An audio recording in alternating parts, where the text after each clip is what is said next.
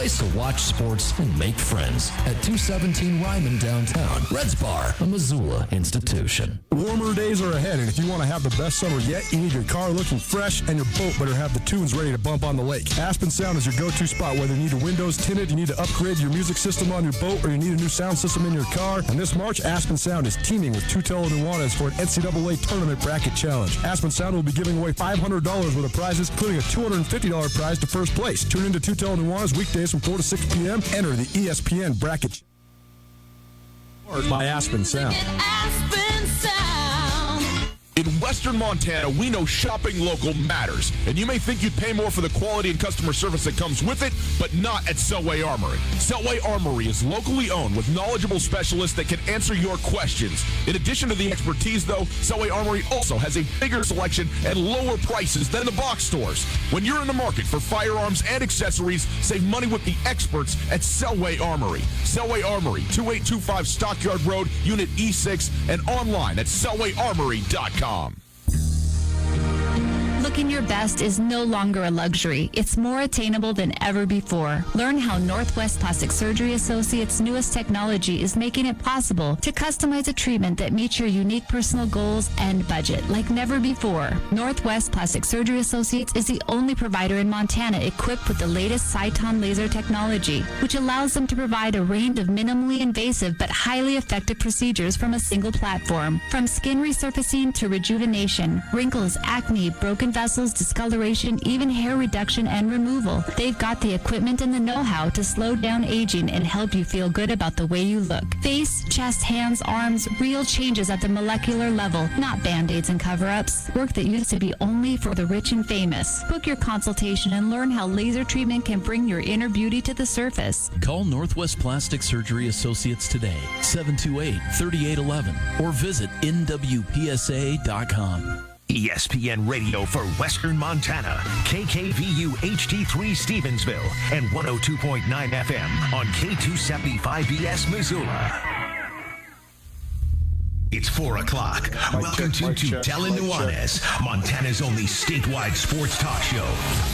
Broadcast on 102.9 ESPN Radio for Western Montana and across the state on SWX Television. I like football! Now, sports talk from Montana for Montana. Live from the Kurtz Polaris studio, here is Ryan Tootell and Coulter Nuanez.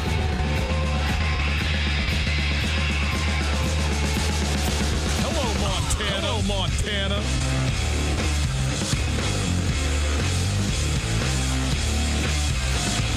The Big Sky Conference basketball tournament has begun. Fortunately, it's not happening in Italy. It wouldn't be happening at all. Hi, how are you? It is Tootell and Nuanez, 102.9 ESPN Radio, SWX Montana Television. Outstanding to be with you on this very nice Monday afternoon. We appreciate you being there with us, letting us be along with you. Thanks so much. Plenty to get to today. Let's take a look at what we got in the show. First of all, in studio with us, former Grizzly Montana men's basketball player. 1 year removed. Bobby Moorhead in studio to start the show. We're going to get his perspective on Grizzly basketball and tournament basketball related. We're going to get into the all-conference first-teamers for the women's side. The women's awards released today for all conference in the Big Sky Conference across the Big Sky Conference for the regular season. Trumaine Johnson released by the New York Jets. We will discuss that about him being out of the league, no longer any Grizzlies left in the NFL, so we'll cover all of that stuff. If you'd like to listen live, you can go online 102.9ESPN.com. You can listen there as you would like to on the stream. The stream's available all the time. Thanks to Opportunity Bank. Opportunity Bank, your local bank, your opportunity. If you want to pick up your phone and call, you can do that as well. 329-1899, the phone number, 329-1899. That phone number, all guests join us via the Regis Brothers RV phone line. A very exciting show. Happy to be in studio by Bobby Moorhead, former Montana Grizzly, by Colton Nuanez, who is in Boise, Idaho. Have we got you all connected in here? How are you, buddy? I hope so. Can you hear me? Oh, yeah, we're rocking and rolling, man. It's great to have you in here. And Bobby, thank you for being here. How are you, bud? I'm doing well. Thanks for having me again. Well, we're certainly happy to have you here and to get your kind of perspective on all this stuff. First of all, give us a quick update. We got the women's tournament going on right now. Who is it? Sacramento State. Who is playing right now? Sacramento State, Northern Colorado. And if you don't know about Alicia Davis, learn the name because she is absolutely going to be one of the best players in the league. She's a true freshman from Northern Colorado.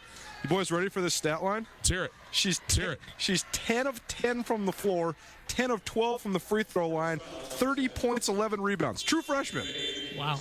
I mean, that's some Tootell numbers right there. That's outstanding. That's outstanding. This is like all-time record, though, right? I don't know if anybody's made 10 consecutive field goals in this tournament. Right. Yeah, I mean, that's a good thing. You're right. That's a good thing. You've got to do a little research on that. I will, and right at the end of this game, we will find out, get it locked down. But Northern Colorado fully in control, up 72-55 in the first game of this.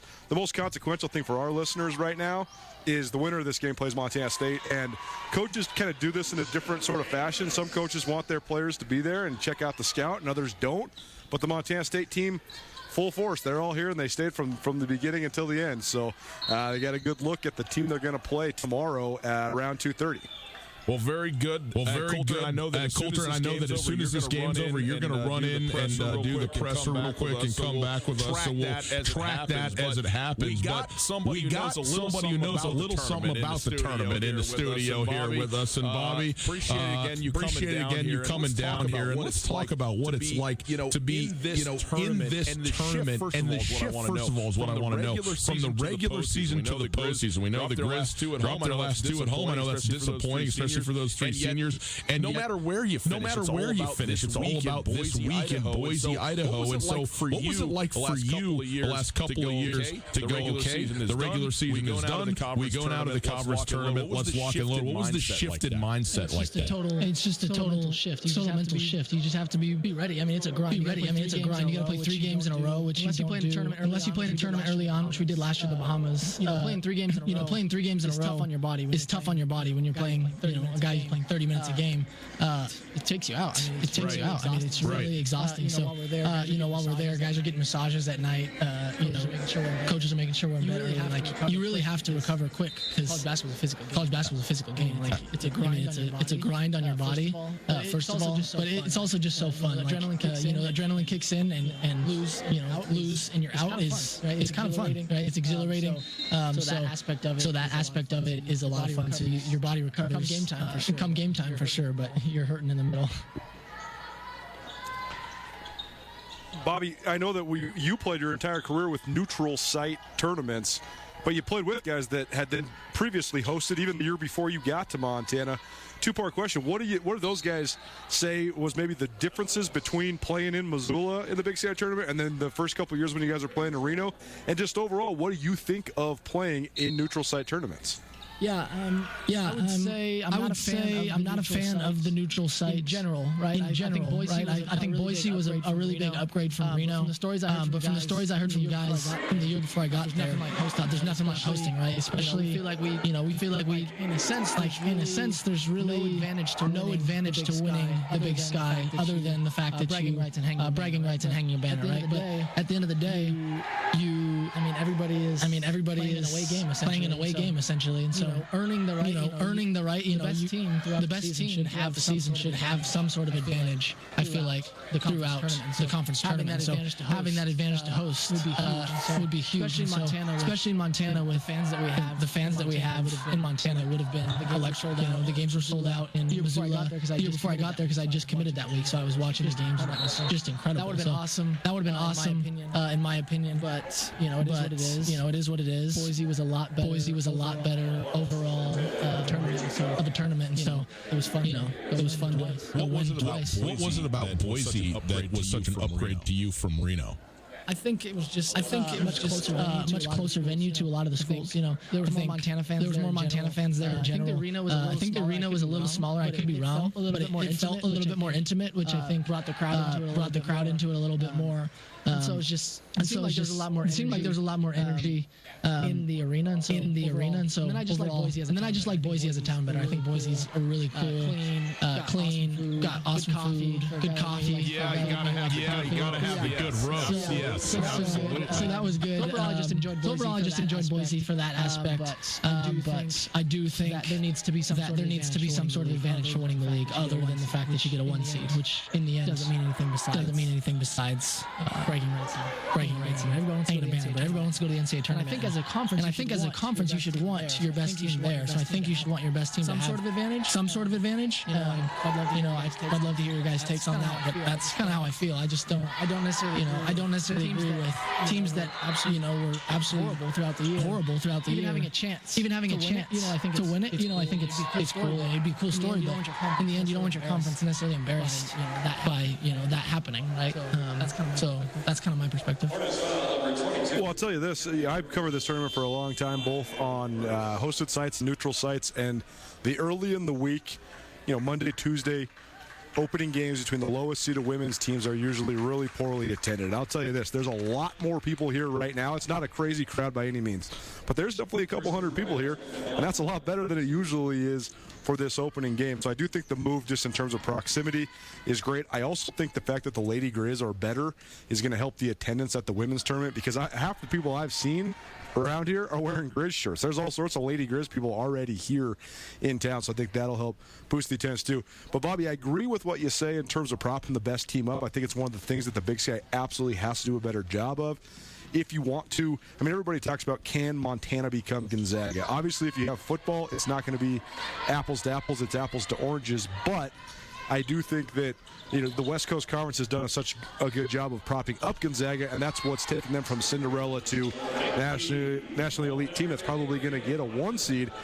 But I've heard the argument on both sides. People say that, the host sites, especially when it's Montana and the Lady Grizz hosting the tournament, it's such an advantage that's an unfair advantage. I don't know what I think of that, but ironically on the men's side, the 40 years of the Big Sky tournament, before they went to neutral sites, the host team only won it 20 times. It was 50-50, host team winning it or not host team winning it. So it actually didn't give the host school that big of an advantage, whereas since they moved to a neutral site, the 1 seed has won it 4 years in a row. So it'll be interesting to see, and I actually think that this year is probably a better chance for the 1 seed to maybe not win it. I do think that there's probably 4 teams on the men's side that I think can win it. But I agree with you, Bobby, that you have to give the top team, the league champion, double bye. That's the answer, right? Just give them a double bye. That's what I'm saying. I think that you need to give them a double bye, or you need to make a way where right now, no matter if you're the 1, 2, 3, or 4, you're going to have to win 3 games in 3 days to win the tournament. That's not an advantage. And so I wonder if they do explore what the West Coast Conference did and implement that double bye and implement a way to maybe play a team that's even lower in the standings than in the 8 seed, which is what your draw is in the first round. Right, and look at the Ivy League, for example. I think they have a 14 tournament, which I know, until 2 years ago, the winner of the regular season went to the tournament. They changed it to 4 teams, right? The best 4 teams. If the 4 seed goes, it's still one of the best teams in your conference going, right? And so everybody can feel a little better about that. And those teams worked hard to get that advantage, right? It's a long season. And you don't want to. Imagine if you went 20-0 in the Big Sky, right? For example, and you lose in the first round. 2 years ago, we very easily talked about this game. Northern Colorado, we probably should have lost in the semifinal game. Things went our way. A lot of things went right for us. If we would have lost, we would have gone to the NIT. And we would have felt really disappointed, right? And not to saying that we absolutely deserved to go, but that was like a battle, and it could have easily ended right there. So, we went 16-2 that year, or 18-2, whatever it was. I don't remember. And it would have just felt, all of those wins, all that work, work for the season to be at the top would have been for nothing. So that's kind of my perspective. Oh, and it happened the second year of Reno. Montana State's women went 16-2 in league. They were a 25-win team going into the tournament. They had one of the great teams in their school's history.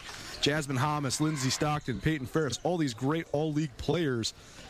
And they get beat on a half-court buzzer beater by Idaho State in the first round, and it's just over. And it was unbelievable amount of disappointment. It was almost like their entire body of work was all for naught. It went away in 2 hours, and that's amazing that can happen.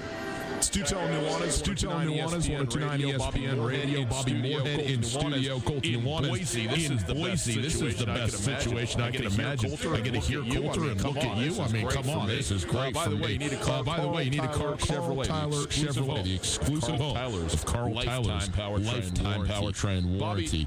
Bobby, let's talk about a little bit now this team. I know that you've paid attention. Obviously, you played with a ton of guys, and Timmy Falls and others on the team, but it's also a very young team, a bunch of freshmen on it. As you watch the progression of this team, I thought they played expectations in a lot of ways early, but then they dropped the last two. It's kind of disappointing.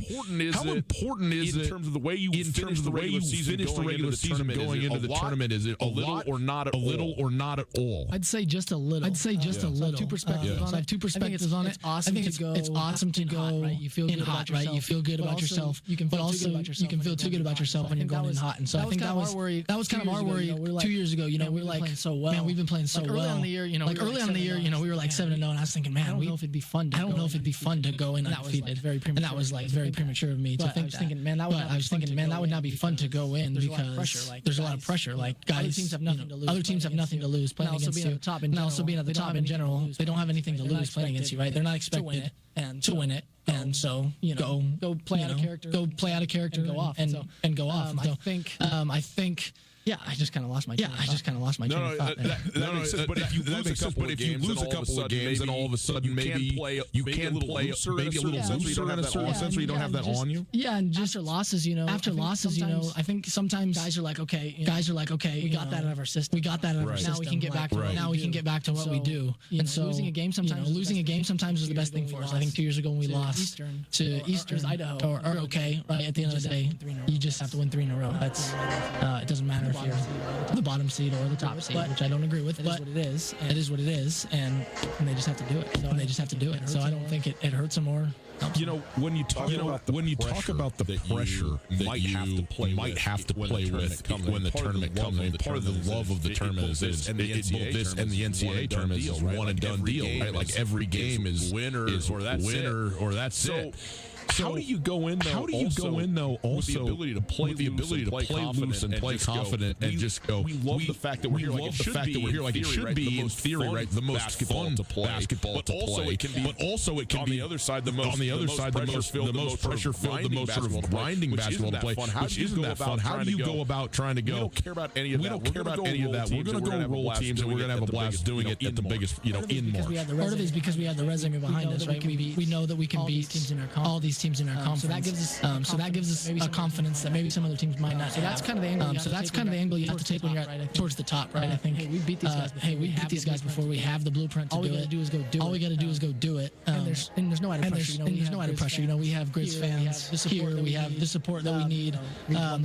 We've won this tournament before. Grizz have done it many times before. So we have that on our side. If you're on the bottom, vice versa, you have nothing to lose. Let's just go do it. And we've seen teams lose, like Idaho a couple years ago lost to Southern Utah, and Northern Colorado last year. There's just some upsets that happen, and so I think it's all just about mindset. And I think just knowing that you've done it before definitely helps in getting ready for the tournament. The differences between the last couple of years of Grizz teams and this Grizz team stark. Obviously, the personnel is a lot different, but like you mentioned, your last 2 years, probably the biggest obstacle you guys had was overcoming gigantic expectations, right? Fulfilling gigantic expectations. Everybody knew you were the best team in the league. Everybody was going to give you their best shot, and you guys had to endure it, and you did, going to back-to-back NCAA tournaments. This Grizz team, to me, they played every single game of their conference season with the exception of the last one for first place. That's amazing considering what the Grizz lost, but in a lot of ways, they were playing over their heads, I think. I think that they weren't necessarily the top team in the league, among still, because Travis DeCuire is such a good coach, and there's great players in the program still, and you have Saeed Pridgett, Kendall Manuel. But at the end of the day, this Grizz team might have been overachieving a little bit, and I think that the one thing we saw in Northern Arizona that then translated into the next 4 games was I think that Northern Arizona showed the blueprint how to beat the Grizz. You just bail. When you take a shot, nobody crashes the offensive glass. Everybody gets back. You don't let the Grizz get out in transition. The Grizz were shooting 47% as a team going into that weekend, so much because they could push the ball and outrun people. It's not as if they're a phenomenal shooting team. They're just a phenomenal team in transition. They're phenomenal